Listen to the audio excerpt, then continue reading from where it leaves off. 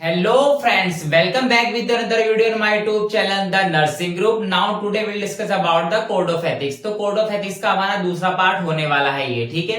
तो बेसिकली क्या होता है बेटा, कोड ऑफ एथिक्स एक ऐसा वर्ड है कि जो हमें रूल एंड रेगुलेशन में हमें बांधता है एक जगह, ठीक है। कोड ऑफ एथिक्स का मतलब ये होता है कि जो हमें कोई भी ऐसा रूल और रेगुलेशन जो कि हमें किसी एक पर्टिकुलर ऑर्गेनाइजेशन में पर्टिकुलर रूल और रेगुलेशन में हमें बांधता है, जोड़ता है, ठीक है। जिसके बेसिस पे हम अपने काम को, अपनी एक्टिविटी को परफॉर्म करते हैं, ठीक है।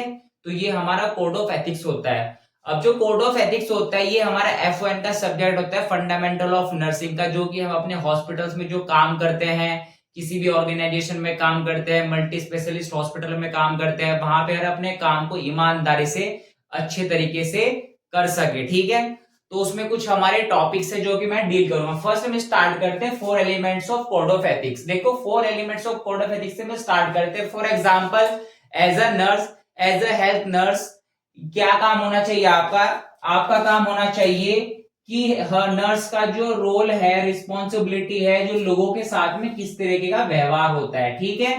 कि जैसे नर्स है, जैसे फॉर एग्जांपल मैं एक मेल हेल्थ नर्स हूं, तो मुझे कोड ऑफ एथिक्स ये सिखाता है कि जो हॉस्पिटल में लोग आ रहे हैं, लाइक किसी पेशेंट से मिलने आ रहे हैं, पेशेंट के रिलेटिव्स हैं, तो मेरा उनके साथ में किस तरीके का नेचर है, मैं किस तरीके से कम्युनिकेट कर रहा हूं, मैं किस तरीके से उनसे बात कर रहा हूं, ठीक है। अगर मैं उनसे मिसबिहेव कर रहा हूं और अच्छे तरीके से बात नहीं कर रहा हूं, तो ये मेरे कोड ऑफ एथिक्स में नहीं आता है। एक कोड ऑफ एथिक्स हमें ये सिखाता है कि हमें किस तरीके से लोगों के साथ में व्यवहार करना चाहिए, किस तरीके से लोगों के साथ में बातें करनी चाहिए, ठीक है। अगर कोई आता है, कोई पूछता है कि भाई हमारा पेशेंट का रूम बता दीजिए, ठीक है, और हमें हमें वहां पे जाना है, हमें वो रास्ता बता दीजिए, तो कभी कभी क्या होता है, जो नर्स होती है वो चीजों को इग्नोर करती है और अच्छा बिहेव नहीं करती है पेशेंट के साथ में, पेशेंट के रिलेटिव के साथ में। तो ये चीजें हम इसमें सीखते हैं, ठीक है। तो आप एज अ हेल्थ नर्स, आपका लोगों के साथ में बर्ताव अच्छा होना चाहिए, ठीक है।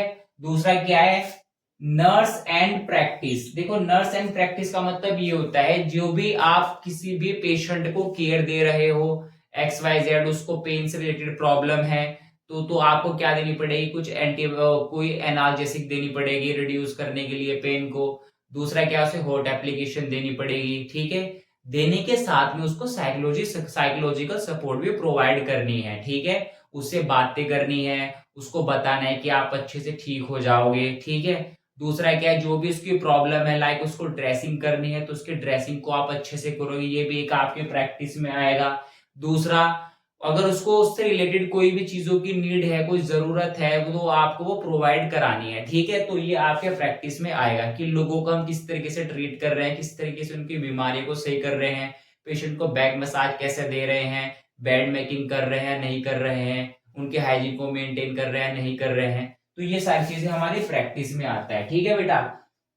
अब इसके बाद आता है हमारा नर्स एंड कोवर्कर्स, ठीक है। तो एज अ नर्स, आपका जो आपके कोवर्कर्स है, जो आपके साथी है आपका, उनकी किस तरीके से उनके साथ में व्यवहार है आपका, किस तरीके से आप कम्युनिकेट कर रहे हो, आपस में बातें कर रहे हो, इंफॉर्मेशन शेयर कर रहे हो पेशेंट की, ठीक है। किसी के साथ में, किसी के स्टाफ के पास वर्कलोड ज्यादा है, तो that time you can help the other staff members, ठीक है। वहां पे हमें मदद करनी होती है अपने कोवर्कर्स के साथ में, ताकि हम जो भी हमारे हॉस्पिटल में पेशेंट एडमिट है, हम उनको क्वालिटी ऑफ केयर प्रोवाइड करा सके, कोई भी हमारा पेशेंट छूटे ना।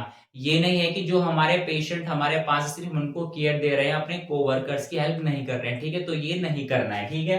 अब इसके बाद आता है हमारा नर्स एंड प्रोफेशन। तो एज अ हेल्थ नर्स, आपका क्या रोल एंड रिस्पॉन्सिबिलिटी होनी चाहिए, आपकी रोल एंड रिस्पॉन्सिबिलिटी होनी चाहिए कि आपको अपने प्रोफेशन की इज्जत करनी है, ठीक है। अपने प्रोफेशन के रिस्पेक्ट करनी है, इसकी रिस्पेक्ट और इसके स्टैंडर्ड को गिरने नहीं देना है। लोगों के सामने ये नहीं बोलना है कि हमारा प्रोफेशन ऐसा है, हमारा ऐसा है, हम इस तरीके से पेशेंट हमारे साथ इस तरीके से लड़ाई करते हैं, झगड़ा करते हैं, हमारे ऊपर वो ये क्या बोलते हैं, उंगलियां उठाते हैं। तो ये सारी चीजें प्रोफेशन में होती है, हमें अपने स्टैंडर्ड को, अपने प्रोफेशन को मेंटेन करना है और इसकी इमेज को पॉजिटिव वे में बनाए रखना है, ठीक है। तो ये हमारा कुछ 4 एलिमेंट्स थे हमारे जो कोड ऑफ एथिक्स के होते हैं। अब बात करते हैं हमारे टॉट के लो। देखो टॉट का मतलब क्या होता है, जैसे कि for example if you are a health nurse और आपने किसी भी तरीके का कोई भी आपसे कुछ गलती हो गई है, आपने किसी पेशेंट को डांट दिया है, आपने किसी पेशेंट को प्रेशराइज कर रहे हो, उसको डरा रहे हो, धमका रहे हो, आपसे कोई माल प्रैक्टिस हो गई है, ठीक है, या फिर आपको गलती से आपसे कुछ प्रोसीजर गलत हो गया है, तो जब ये सारी चीजें आपसे हो जाएंगी फिर आपके ऊपर एक लॉ लगता है, दैट इज टॉट लॉ। कौन सा होता है? टॉट लॉ, ठीक है।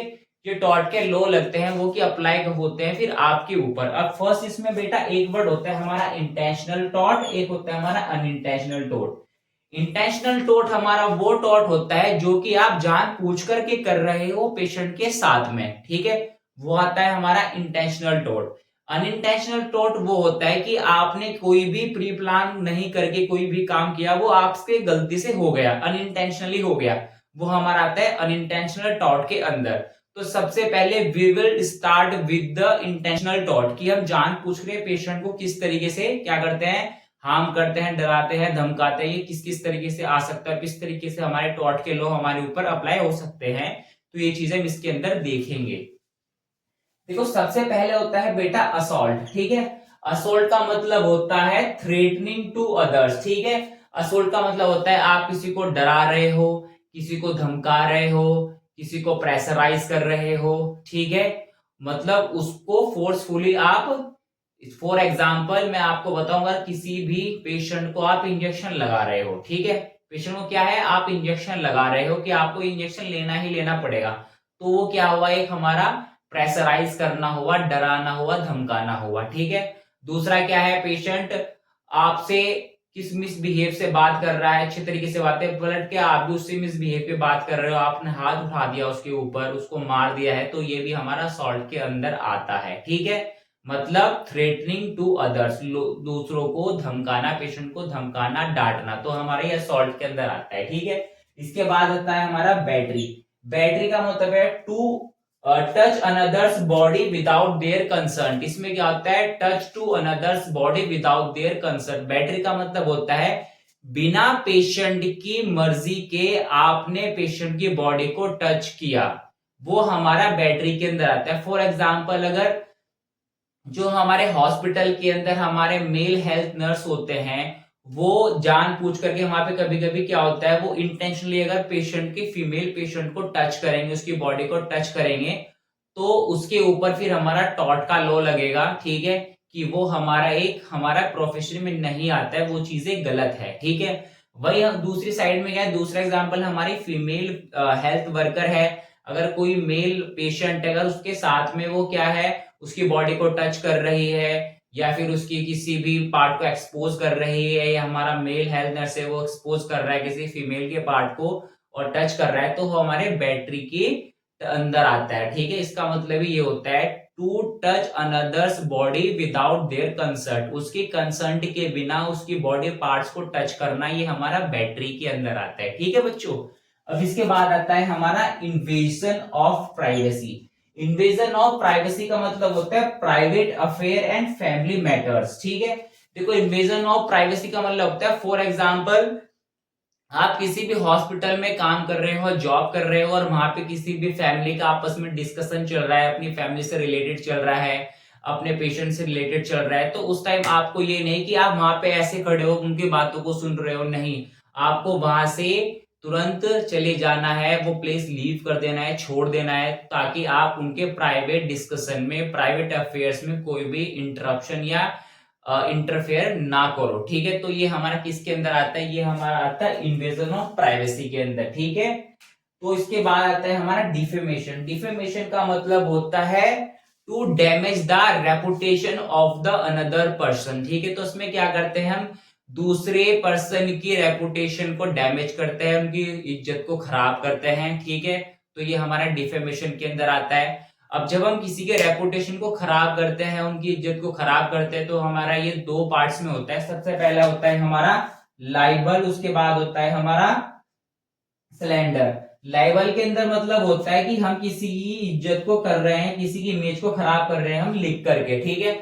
लाइबल का मतलब होता है किसी की भी इमेज को लिख करके खराब करना। फॉर एग्जाम्पल हमारा जो पेशेंट है, किसी भी पेशेंट को HIV है या फिर किसी भी पेशेंट को ट्यूबरक्लोसिस है, ठीक है, तो हम उसको ये नहीं बोलेंगे जो हमारा बाकी के लोग हैं कि उस पेशेंट को HIV है, उस पेशेंट को ट्यूबरक्लोसिस है, उससे दूर रहना, उसको कोविड है, ठीक है, उससे दूर रहना है, नहीं। क्योंकि जब ये चीजें हम किसी को भी बता देते हैं, किसी के भी बारे में चीजें फैला देते हैं, तो लोग उसको एक निगेटिव नजर से देखने लगते हैं। तो ये चीजें हमें नहीं करनी है, सीधा सीधा उसकी इमेज पे फर्क पड़ता है, ठीक है। तो ये चीजें हम लिख करके भी बोल सकते हैं, ठीक है। लाइबल का मतलब होता है लिख करके किसी की भी इमेज या रेपुटेशन को खराब करना, ठीक है। फिर इसका मतलब दूसरा है इसमें सिलेंडर। सिलेंडर का मतलब होता है स्पीच, मतलब के किसी की भी रेपुटेशन को बोल करके खराब करना, वो हमारा किसके अंदर आएगा, वो हमारे आएगा हमारा सिलेंडर के अंदर, ठीक है। कि किसी के भी रेपुटेशन को, किसी के भी इमेज को बोल करके खराब करना, वो हमारा स्पीच के अंदर आएगा, स्पीच हमारा सिलेंडर के अंदर आएगा, ठीक है। अब यहाँ पे आता है फिर हमारा फॉल्स इम्पेरिजनमेंट। फॉल्स इम्पेरिजन का मतलब होता है, इम्पेरिजनमेंट का मतलब होता है अनजस्टिफाइड रिस्ट्रेनिंग। अनजस्टिफाइड रिस्ट्रेनिंग का मतलब होता है, फॉर एग्जाम्पल हमारा पेशेंट है, अगर हमारा पेशेंट हॉस्पिटल के अंदर है और हमने उसको जानबूझ करके रोक के रखा है, वहीं पे क्या है, वहीं रोक करके रखा है, हम उसको जाने नहीं दे रहे हैं उसके घर पे, ठीक है, या फिर उसको प्रेशराइज करके वहीं पे हमने उसको रोक के रखा है, ठीक है। तो ये हमारा किसके अंदर आएगा, ये हमारा आएगा फॉल्स इम्प्रिजनमेंट के अंदर। किसी को भी जबरदस्ती हॉस्पिटल के अंदर रोक करके रखना, तो अगर ये चीजें आप करते हो तब भी आपके ऊपर टॉर्ट का लॉ लगता है, ठीक है। अब हम बात करते हैं इंटेंशनल टॉर्ट। इंटेंशनल टॉर्ट वो होता है कि जो हमसे खुद से हो जाता है, जो कि हम इंटेंशनली नहीं करते हैं। देखो अब इसके अंदर सबसे पहला जो वर्ड आता है वो आता है हमारा बेटा माल प्रैक्टिस। माल प्रैक्टिस से मतलब ये होता है, फॉर एग्जाम्पल आप किसी पेशेंट के साथ में ओटी में हो, ठीक है, मतलब डॉक्टर के साथ में ओटी में हो, किसी के ऑपरेशन चल रहा है, ठीक है। अगर उस टाइम डॉक्टर के हाथों से या फिर आपके हाथों से कोई भी हमारा सर्जिकल ब्लेड या कोई भी XYZ हमारा इंस्ट्रूमेंट पेशेंट के इंटरनल बॉडी के अंदर रह जाता है, तो वो हमारा किसके अंदर आएगा, वो आएगा हमारा माल प्रैक्टिस के अंदर, ठीक है, माल प्रैक्टिस के अंदर आएगा। तो इसको हम सिंपल वर्ड में डिफाइन करें, माल प्रैक्टिस का मतलब क्या होता है, a client was injured, a client was injured because nurse fail to perform assign duty. मतलब कि क्लाइंट इंजर्ड हो गया है क्योंकि नर्स ने अपनी ड्यूटी को अच्छे से परफॉर्म नहीं किया है, ठीक है। तो ये हमारा किसका मतलब होता है, ये हमारा माल प्रैक्टिस का मतलब होता है। अब इसके बाद आता है हमारा नेक्स्ट वर्ड आता है नेग्लिजेंस।